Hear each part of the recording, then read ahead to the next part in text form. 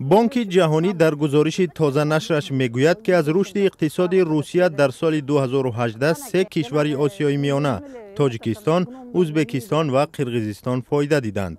این کشورها که به عنوان دولت‌های انتقال دهنده مهاجران کاری ارزیابی می‌شوند، از افت و خیز اقتصاد روسیه وابسته هستند. میزان انتقال پولی مهاجران به تاجیکستان در سال 2018 در مجموع 17 میلیون دلار بیشتر نظر به سال 2017 بوده است.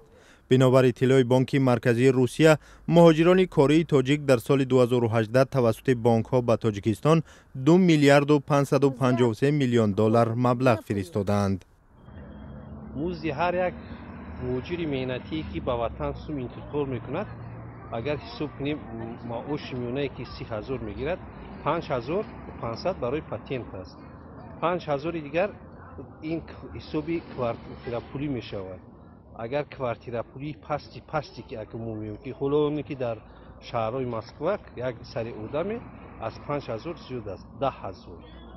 5,000 دیگر این برای خوند خوراکی که ما خوند خوراکی میانه گفتیم با نه اون درجه که حتی از 7,000 هم میگذارد. بگذار که 5,000 15,000.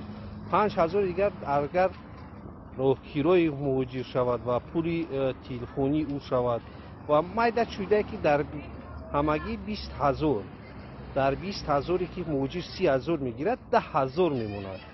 10,000 همین را مهاجر انتقال میکند به تاجیکستان.